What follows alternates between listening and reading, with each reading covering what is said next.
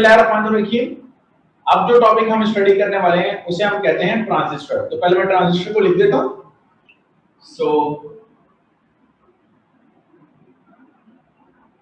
Transistor, अच्छा ये याद रखिएगा, ये जो मैंने लफ्ज लिखा है ट्रांजिस्टर, ये ट्रांजिस्टर भी अब एक सिंगल डिवाइस नहीं है, बल्कि हमें ये कहना चाहिए कि जो ट्रांजिस्टर है वो एक पूरी फैमिली है। डिवाइस यानी पूरी एक डिवाइस की फैमिली है जिसमें बेतहाशा किस्म के ट्रांजिस्टर्स हैं।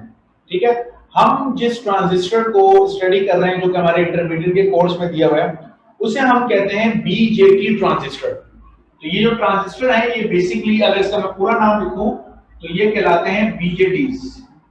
बीजेटीज इसे हम कहते हैं, यानी B stand for bipolar, J stand for junction and T stand for transistor.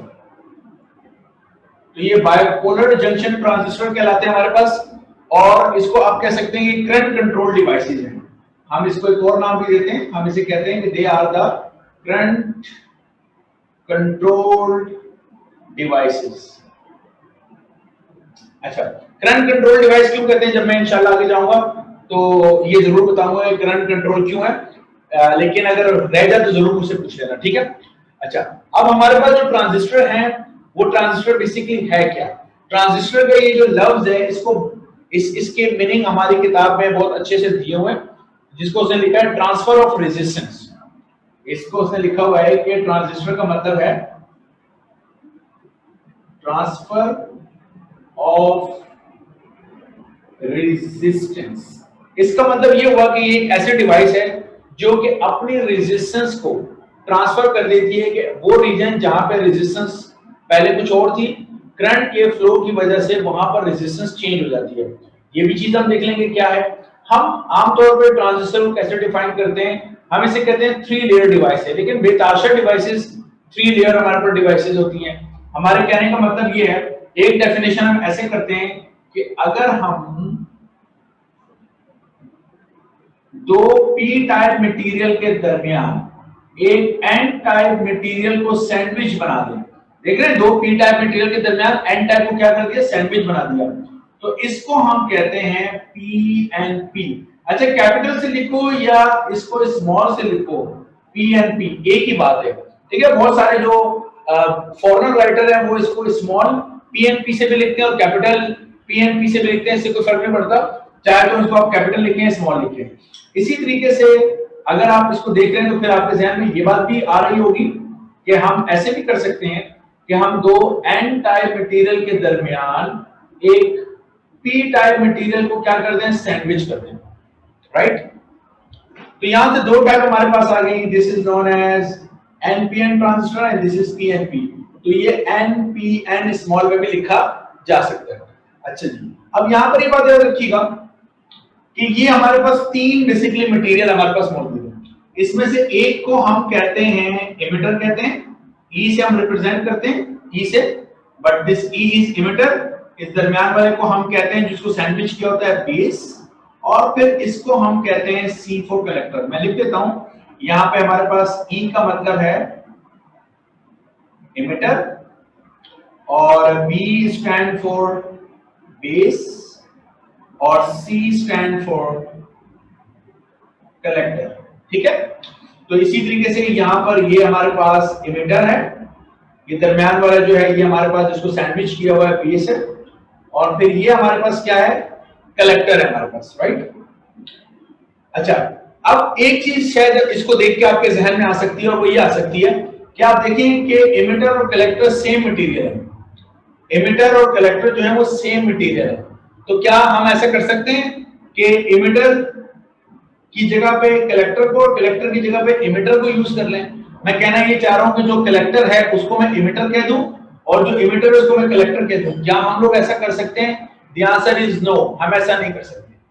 Although के they are the same material, ये मटेरियल सेम है, लेकिन इन मटेरियल को बनाते हुए जो डोपिंग की गई है वो डोपिंग और इस मटेरियल की जो थिकनेस है वो डिफरेंट है, इस वजह से इनकी कैरेक्टरिस्टिक डिफरेंट है, राइट। तो याद रखिएगा, इमिटर जो है हमारे पास ये हाईली डोप्ड होता है, हाईली डोप्ड, यानी इसकी डोपिंग कंसंट्रेशन बहुत ज्यादा होती है और इसका स्मॉल एरिया होता है, राइट। ये जो कलेक्टर होता है हमारे पास, ये हमारे पास लाइटली डोप होता है, यानी बहुत कम डोपिंग कंसंट्रेशन होती है और इसका एरिया लार्ज एरिया होता है। ये अच्छे तरीके से याद रखिएगा।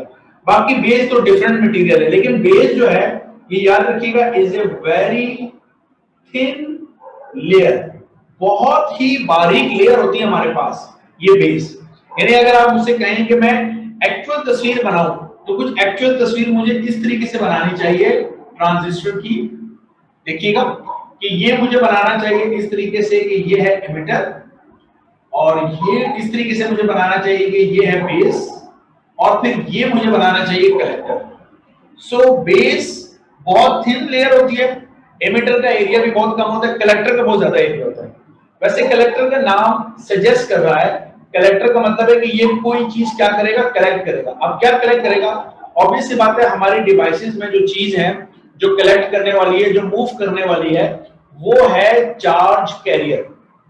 और कौन से charge carrier? Majority charge carrier. तो अगर हम एनपीएन ट्रांजिस्टर की बात करेंगे तो मेजॉरिटी चार्ज कैरियर इलेक्ट्रॉन्स हैं, और अगर हम पीएनपी की बात करेंगे तो पी का मतलब ये है एमिटर जो है वो पी है ना, पी टाइप। तो यहाँ मेजॉरिटी जो चार्ज कैरियर है वो हमारे पास क्या होगा? होल होगा। सो कलेक्टर जो है वो कलेक्ट करता है मेजॉरिटी चार्ज कैरियर को, राइट। अच्छा, एक बात तो ये होगी। दूसरी बात आपने देखा होगा, अगर आपने बेसबॉल आपने देखा हो या क्रिकेट के मैच में आपने देखा होगा, जो विकेट कीपर खड़ा होता है उसने ग्लव्स पहने होते हैं। तो ग्लव्स जो पहने होते हैं उसके जो हाथ का एरिया होता है वो क्या हो जाता है? ज्यादा हो जाता है। जब एरिया ज्यादा होगा तो किसी चीज को पकड़ने में क्या होती है? आसानी होती है। इंसान आसानी के साथ पकड़ सकता है, वो एरिया ज्यादा हो। क्या कह रहे? अगर किसी चीज को कैच करना है तो जिस चीज में हम कैच कर रहे हैं अगर उसका एरिया ज्यादा हो तो हम आसानी से उसको पकड़ सकते हैं। तो इसलिए कलेक्टर का जो एरिया है ना वो नॉर्मली ज्यादा होता है, क्योंकि ये क्या करता है? चार्जेस को क्या करता है? कलेक्ट कर रहा होता है। अच्छा, तो इसका मतलब ये हुआ कि चार्जेस कुछ इस तरह फ्लो करेंगे कि ये इमिटर से कलेक्टर की तरफ मेजॉरिटी चार्ज कैरियर फ्लो करेगा। क्या बिल्कुल बात ऐसी है? यस, एग्जैक्टली इसी तरीके से बात है कि इमिटर से कलेक्टर की तरफ जो हमारा चार्ज है वो क्या करता है? फ्लो करता है। तो हम इसे कहते हैं कि दो टर्मिनल के दरमियान हम करंट को क्या करते हैं? मेंटेन करते हैं। और कितना करंट इमिटर से कलेक्टर पे पहुंचेगा, इस चीज को हम कंट्रोल करते हैं किसके जरिए? बेस के जरिए। सो बेस हमारा क्या करता है? कितना करंट इमिटर से कलेक्टर की तरफ जाएगा उसको कंट्रोल करता है। इसलिए मैंने लिखा है करंट कंट्रोल डिवाइसेस। यानी बेस के का करंट, याद रखिएगा, बेस का current will decide, will control, will regulate the amount of the current which is emitted from the emitter and collected by the collector. Okay, so इसी वजह से हमने इसको करंट कंट्रोल डिवाइस लिखा है। अच्छा, ये जो हमारे पास बेस है, ये बेस बहुत ही थिन लेयर है, लेकिन ऑब्वियस सी बात है कि इमिटर से चार्ज कलेक्टर में उस वक्त पहुंचेगा जब वो बेस से गुजरेगा। सो बेस कितनी परमिशन देता है? This is all we will discuss, ठीक है। अच्छा, अब हमारे पास क्या है? इनके सिंबल है, तो मैं इनके आपको सिंबल भी बता देता हूं। सिंबल कुछ ऐसे हैं कि जो एनपीएन ट्रांजिस्टर है, इस एनपीएन ट्रांजिस्टर का सिंबल हम कुछ इस तरीके से बनाते हैं। ये हमारे पास सिंबल है, तो एक एरो है जो कि अंदर की तरफ मैंने बनाया है, देख रहे हैं? इस तरीके से एरो बनाया है। तो ये हमारे पास तीन टर्मिनल है। एरो वाला टर्मिनल हमेशा हमारे पास इमिटर होता है, दरमियान वाला हमारे पास बेस होता है, और ये क्या है? हमारे पास कलेक्टर है।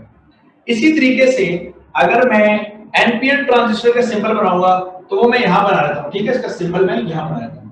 तो इसका सिंबल हम कैसे बनाते हैं कि इसका एरो आउटवर्ड बनाते हैं और इस तरीके से। तो ये जरा एरो मैं इधर से करके बना दूं ताकि ऐसा ना हो कि आप ये समझ रहे हो कि ये दोनों कनेक्टिंग है, ठीक है? So this is collector, this is emitter, और ये जो दरमियान वाला है ये हमारे पास क्या है? बेस। अच्छा, ये एरो किस चीज को रिप्रेजेंट कर रहा है? ये एरो, ये वाला एरो, तो याद रखिएगा ये जो ट्रांजिस्टर के सिंबल बनाए गए हैं ये करंट की डायरेक्शन की बुनियाद पर बनाए गए हैं। अच्छा, अब कौन सा करंट? तो आपको याद होगा, मैं शुरू से जब चैप्टर नंबर 13 मैंने आपको पढ़ाया था तो मैंने कहा था कि एक होता है कन्वेंशनल करंट, एक होता है इलेक्ट्रॉन फ्लो। वहां मैंने आपको समझाया था कि हम थ्योरी में जब भी करंट डिस्कस करते हैं तो हमेशा कन्वेंशनल करंट होता है। सो बी केयरफुल। सिमिलर स्टोरी यहां पर भी है कि इनमें ये जो एरो है, this is the direction of flow of conventional current. अच्छी तरह याद रखना है आपने। तो एनपीएन ट्रांजिस्टर में कन्वेंशनल करंट कहां से फ्लो कर रहा है? कलेक्टर से होता हुआ, बेस से होता सर हुआ। आवाज कट रही थी सर, रिपीट कर दें। मैं कह रहा हूं कि जो एनपीएन ट्रांजिस्टर है उसमें ये जो एरो बाहर की जाने बनाया है, ये किसको रिप्रेजेंट कर रहा है? ये कन्वेंशनल करंट की डायरेक्शन को रिप्रेजेंट कर रहा है। मतलब ये है कि कन्वेंशनल करंट कहां से? कलेक्टर से होता हुआ, बेस से होता हुआ इमिटर पे आ रहा है, यानी इस डायरेक्शन में फ्लो कर रहा है। कलेक्टर से किस तरफ? इमिटर की तरफ फ्लो कर रहा है कन्वेंशनल करंट। अगर आप इसकी तस्वीर को गौर से देखें तो तस्वीर में नजर आ रहा है कि ये इमिटर से इमिट होगा और कलेक्टर उसकी क्या करेगा? कलेक्ट करेगा। तो इमिटर से इमिट होगा, कलेक्टर कलेक्ट करेगा, लेकिन वो कौन सा करंट होगा? वो मेजॉरिटी कैरियर वाला होगा। तो वो तो इलेक्ट्रॉन है एनपीएन ट्रांजिस्टर में। तो जो सिंबल है वो कन्वेंशनल करंट को देख के बनाया गया है। तो ये ना हो कि बाद में आप कहें कि यार कि इमिटर इमिट करता है, कलेक्टर कलेक्ट करता है, और एरो ने नीचे की जाने बनाया हुआ है कि ये तो ऐसा लग रहा है कि कलेक्टर इमिट कर रहा है और इमिटर कलेक्ट कर रहा है। ऐसा लग रहा है, लेकिन ऐसा है नहीं, क्योंकि सिंबल बनाया गया कन्वेंशनल करंट की डायरेक्शन के मुताबिक। और सिमिलर स्टोरी यहां पर भी चल रही है कि इसके ये एरो इधर का मतलब ये है कि कन्वेंशनल करंट इमिटर से जा रहा है कलेक्टर की जाने में। तो कन्वेंशनल करंट जाहिर सी बात है इमिटर इमिट करेगा और कलेक्टर से क्या करेगा? कलेक्ट करेगा। तो ये जो डायरेक्शन है ये हमने बनाई है, जो एरोस दिखाए वो कन्वेंशनल करंट की डायरेक्शन के ऊपर हमने दिखाए। तो हमारे पास स्कीमेटिक टाइप हमने बना लिए हैं, एनपीएन और पीएनपी ट्रांजिस्टर, और ये इनके हमने सिंबल बना लिए हैं। अब हमने ट्रांजिस्टर के ऑपरेशन को डिस्कस करना है। ट्रांजिस्टर के ऑपरेशन का मतलब है मोड ऑफ ऑपरेशन। ठीक है, तो यहां तक मेरा ख्याल है अगर सब समझ में आ गया तो आप थम अप कर दीजिए और देख लीजिए इसको।